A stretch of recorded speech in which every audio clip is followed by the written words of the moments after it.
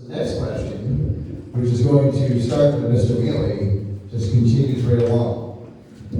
What steps would you have the town board enact to try to finally get a handle on the out-of-control traffic problem? Everyone has talked about this for years, but nothing is ever done. Southold town residents should not have to be held hostage to the unchecked and uncontrolled agri-tainment industry. That's quite a question, and that's a good one.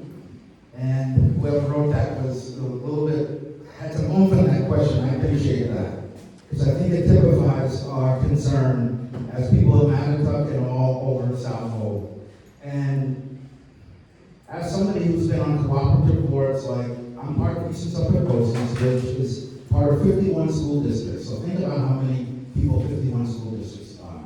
And when we move or when we make a decision, we know that the changes we do are interconnected and that one district can't do something without the support of another.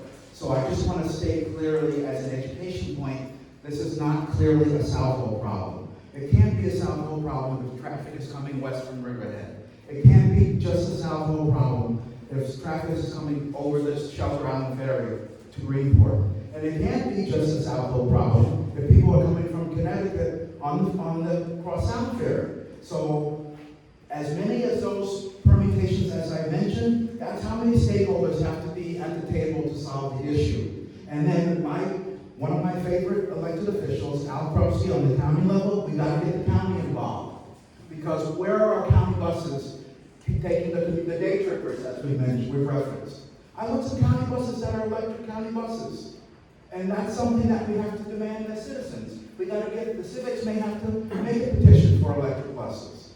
So I don't want us to be trapped and kicking the can down the road that will never, we just have to suffer and turn around when it's pumpkin traffic and scream in a brown paper bag because we can't do the things that we do. That's not acceptable. And again, you as civic leaders, the Mattituck-Laurel Civic have done such good work to try to do calming around Love Lane and around that area. So we actually have to have this, a serious stakeholder talk with our community groups. All right, thank you, Mr. Mealy. Mr. Williams, same question. Would you like to repeat it? Yes, please. With the same passion from before. What steps would you have the town board enact to try to finally get a handle on the out-of-control traffic problem? Everyone has talked about this for years, but nothing is ever done. Southold town residents should not have to be held hostage to the unchecked and uncontrolled agri-tainment industry. In my walking, traffic has come up as a point of discussion. And 5 years ago, 6 years ago, when the agri-tainment industry really took off, it caught us all by surprise. And we were shocked when it took well over an hour, sometimes 2 hours, to get from Mattituck to Riverhead. Or a friend of mine had a family wedding, people missed the wedding. They were more than 2 hours late. In working with the neighboring town to the west, we have implemented some traffic flow controls, and I would continue to do so. We have to work with the neighbors to the west. The big issue really is between Magic Fountain and the expressway. When you start getting east of that, the traffic is, there's traffic, but it's not sitting in traffic. So to work with the neighboring towns to have smarter traffic patterns and traffic flow, to possibly have police presence at busy intersections to move the traffic along quickly to stop the bottlenecks. That would be the steps I would take to alleviate the traffic. Keep in mind, these are farms and agri-tainment centers that have this, and many of these farmlands have sold off their development rights, and they are trying to make a living. Nobody wants to buy their potatoes anymore. That ship has sailed. I would rather have the 10,000 acres of preserved land and deal with traffic 5 weeks a year than have 10,000 houses and deal with traffic every day. So the traffic is an inconvenience, but you live here, we live here, and we can plan around it. You know, don't plan to go to Riverhead on Columbus Day weekend. That's my advice. Thank you, Mr. Williams. Mr. Rossi, you are up next. Would you like the question repeated? No, thank you, Dave. Thanks. As someone who sat in traffic this weekend coming back from Riverhead, I find it kind of strange that my opponent, Mr. Williams, would defend the status quo in the so-called progress we are making, because the status quo isn't working here. Just like many of the issues facing our community, traffic is one of them. You know, I think we need to get serious about discussing more strict parking restrictions. I think we need to talk about more traffic control officers.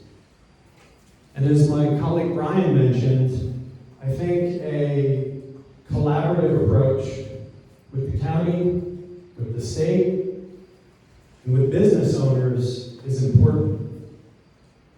The traffic here benefits no one.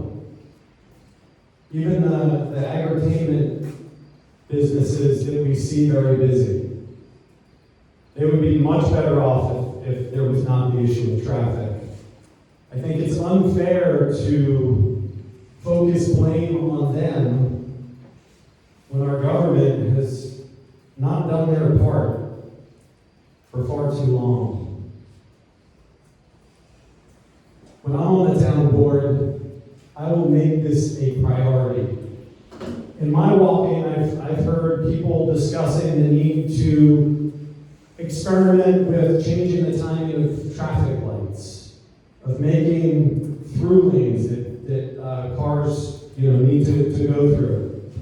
You know, we talk about the states as the laboratory of democracy. I think local government is no better place to explore innovative solutions to solve the challenges that are facing the community. And that starts with rejecting a status quo that is not working. Thank you, Mr. Rossi. Mr. Semino, final question in this category goes to you. Would you like to repeat it? I hit on this topic already, David, so I think I'm familiar with it. And it is a concern. We all live here. It's difficult to make left turns. It's almost impossible, especially in the fall months. But there are solutions, and when I'm elected, I'm going to work on those solutions. I think there needs to be a collaboration.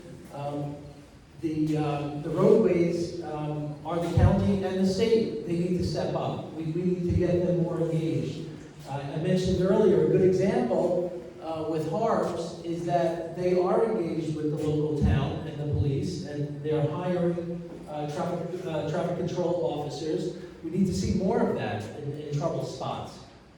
So when I'm elected, I am going to work to generate more of this amicable relationship with the local businesses. What I said earlier about penalizing businesses, we shouldn't be upset that the business is successful, but they are agri-entertainment or agricultural businesses in most cases, so they were not subject to site plan the way other businesses are.